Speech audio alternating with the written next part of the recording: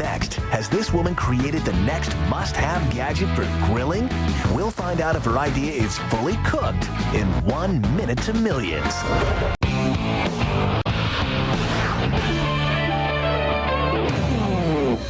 It is time for 1 minute to millions. That's when we bring back the experts and put a new business on track to make millions, and we do it in less than 60 seconds. And once again, the person in the hot seat is a member of our American Dream Team. Leslie Haywood sent us her video, and look at her now. She's on the show. You could be too if you send us a video, all right? Let's hear about her big idea, Grill Charms, and we'll put her on 1 minute to millions.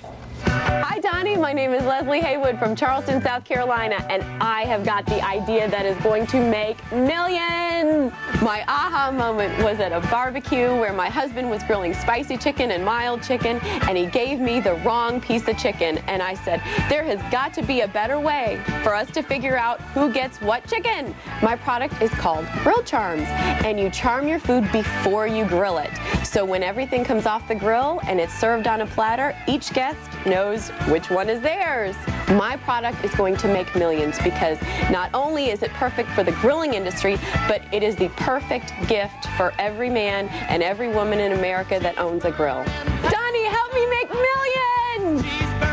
You got it, girlfriend. That's what we do here. We're going to help you make those millions. You got all the buzzwords. There's got to be a better way. Aha moment. You've been watching The Big Idea Kid. Bill and Shannon are back, and we're going to ask the big questions. First, Leslie, let's start right out. We're going to get right into it. How'd you come up with the name? Well, it's similar in concept to the wine charm, so it's for the grill. Grill charms. It just seemed like the natural progression. Let's get right into it. Bill, do we like the name, yes or no? No, I didn't know what wine charms are. Shannon, yes or no? Okay, 2 no's. Don't go away. Don't we always Why no? Why no? What would you do with it? I would change the name because I just didn't know what wine charms. But you know what? My wife did. She knew what wine charms were, so it kind of made sense. But for me, it didn't. Yeah, I think you got to go on the assumption people don't. So does the name on its own stand on its own? What did it say to you? Grill Charms. I didn't get it. And so it said to me it's maybe a charm for the grill or something. I was thinking more like grill guides or something like that. What else? I mean, what could we do in a name, guys? Let's give some helpful advice here if we wanted to actually talk about the benefit in the name. Or is there anything else? Tell what it does. Tell exactly. Come on, come up with something. We know what we wanted to do. Grill guides, for guides. Stake your claim, something like that. Grill guides, stake your claim. Kind of interesting. Something that you understand what it is. For the man in your life who needs some direction. That's not just a man. That's not good. Okay, we need a little bit more work on the name. I tend to agree with these guys because when I first saw it, I picked it up. Charms, I thought cufflinks. The charm threw me because it does have a very utility view. Let's move on. Packaging. Right packaging, Bill? Yes or no? I thought it was okay. Is that a yes or a no? That's a yes. That's a yes. No.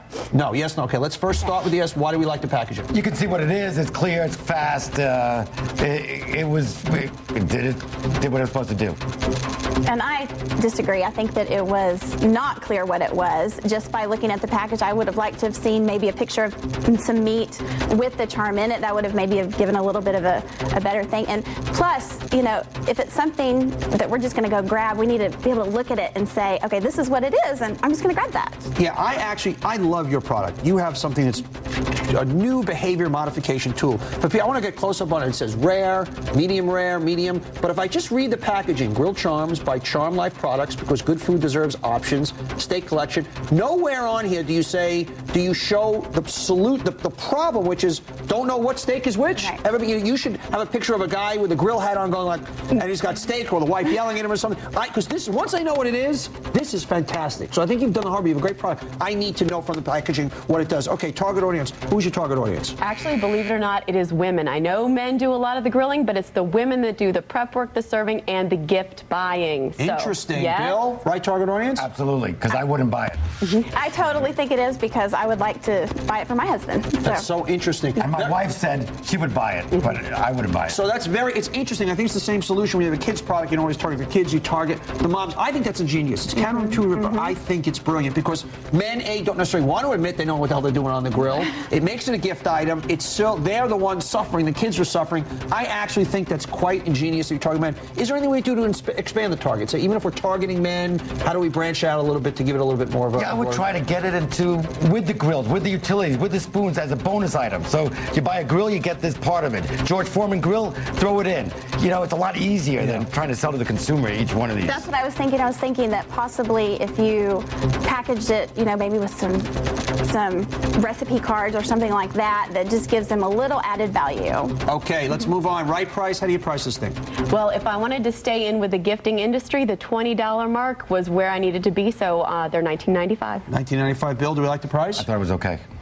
Perfect. I actually, you know what, we're going to go real quick on this one because I actually think the price is right on the money. I know you're making tons of margins. It's a real price. It's $20, but not something that's going to push people away, but it says it's substantial. Strangely enough, if you price this thing less at $6.99, it would almost say it's less substantial. Right. So I actually think the price elasticity, you could even pump it up a little, but I think you actually hit the magic nerve. Let's swing it right around. Is this a big idea, Mr. Zanker? I don't think so. Ooh, I don't ouch. think so. I think it is. I think it definitely is. Wow, 1 out of 2. Tell me why, I'll be the tiebreaker here. Why don't you think it's going I to just don't think it's life-changing. I just think it just affects people. I just think...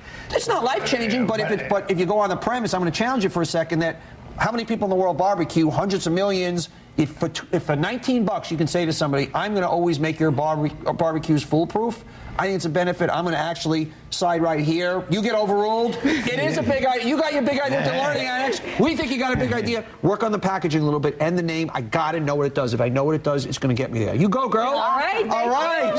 Leslie, go. Make the millions. Change the world. Everybody watching at home, go to our website, bigidea.cnbc.com. You can get a sneak peek at tomorrow's Minute to Millions product and weigh in on whether you think it has the goods to make millions. You be the judge. You be the expert because this is a free country. More Big Ideas straight ahead.